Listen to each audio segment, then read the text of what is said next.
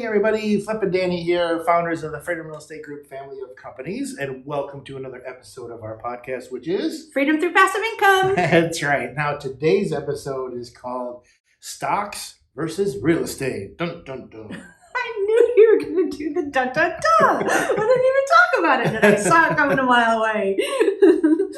All right, so when investors are focusing on something in the investing world, they're focused on. We listed 5 things. Right? Do you want to throw them out there? They're focused on liquidity, diversity, growth, preservation, and my favorite, cash flow. Cash flow. So we're going to talk about those 5 things and what we think is going to be the win. Mm-hmm. So let's talk about liquidity first, since that was the very first thing that you said. Mm-hmm. Liquidity. Even though I'm a real estate investor and I love real estate, so I'm always going to be biased. Right. I'm always going to say real estate, but in this one, stocks win. And not always. If you're a private money lender, you do have more liquidity, but it's just not like stocks. Stocks definitely win this one, because stocks you can just take it right back out anytime that you want. If you see it going, if you catch it in time, you go whoop, take it out. You can't do that in the real estate world. So I'm sad to say the liquidity part of things, stocks is going to win that war. But let's go to diversity. At least on this one, I put that they both win. And people don't even realize that you can get diversified across real estate, because they think about one property. Mm-hmm. I'm going to buy one rental property, and that's not diversified. Right. All of your eggs are in one basket, but you can invest in debt funds, in syndications. Mm-hmm. There's multiple opportunities that you can you have a conversation with somebody that knows how to diversify and talk about your goals and if that's going to be a win for you. But you can do it in real estate. So I'm just calling this one even. Obviously, stocks, you can do it. There's mutual funds, you can just buy different stocks and blah, blah, blah, blah. But it's a win on both sides. Growth. Let's talk about growth. So I'm going to give, I think it's going to be a fight. I think I went back and forth on this one. And I went back and forth on this one because stocks can tank. They can go all the way to a zero. So how good is that? Like that. Yes. But they can also skyrocket. So it's it's not that they can't grow. They can. They absolutely can. So stocks deserves some points in the ability to grow. But you have to understand the downside of it. Absolutely 100%. Having the capability of going to zero. You're not going to see real estate go to zero, especially if you're investing like we are, or you're investing for cash flow.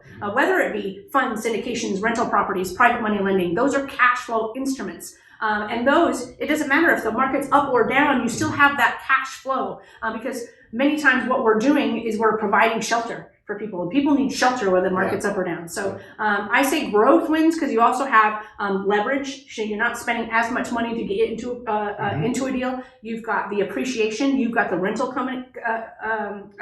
income, and the depreciation. I'm saying tax benefits there. Right. So I think that there's so many things and pieces that can be attributed to growth that I'm still going to call it a fight. But in my head, I'm going, real estate wins. Okay, preservation, which is number 4. So stocks depend on the market. So if we have an economic crisis, that could cut your money in half.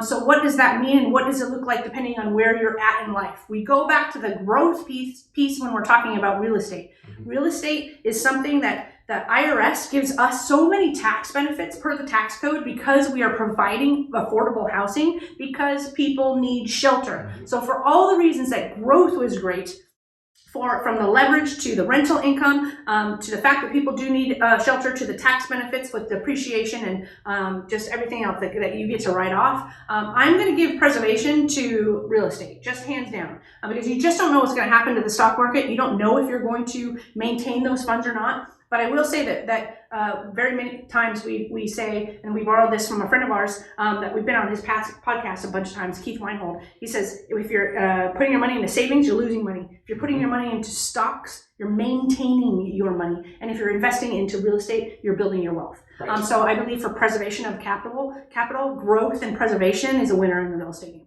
Okay, the last one is cash flow. Cash flow is my favorite. So stocks is stocks is an appreciation game. You're not getting cash flow. I think there are some stocks out there. I'm not savvy about stocks because it's not where my passion lies. but there are some out there. But for the most part, you're looking to make some gains there. Whereas real estate is very much a cash flow thing. It's why we talk about freedom through passive income. We're talking about that monthly check you're getting, whether you're working or not, and you're developing this freedom number or whatever it is that is going to cover what you want in your buckets, whether it's just your bills or it's your bills plus your vacation fund plus your tithe fund plus your everything else, whatever charity funds, whatever that freedom number looks like, the cash flow that you're getting through all of these real estate investments, cash flow is hands down. Real estate is going to win that game all day long for all the other reasons that we talked about as well. So we only listed 5 because we tried to talk about things that we relate it to us. What are we thinking about? We've been doing this full time since 2008.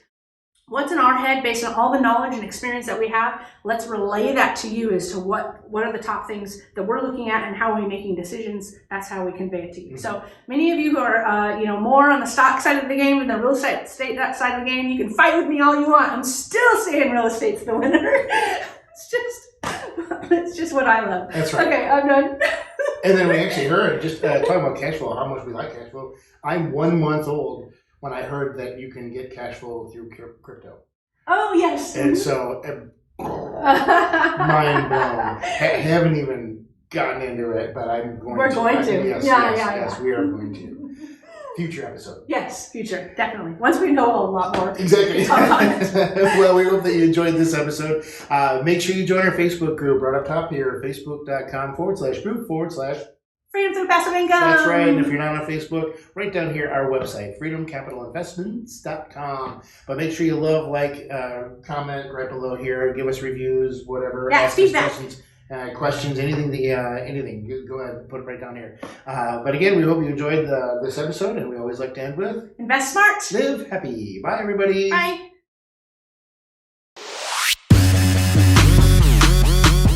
Nothing in the show should be considered specific personal or professional advice. Please consult an appropriate tax, legal, real estate, financial, or business professional for individualized advice. Opinions and information on the show are not guaranteed.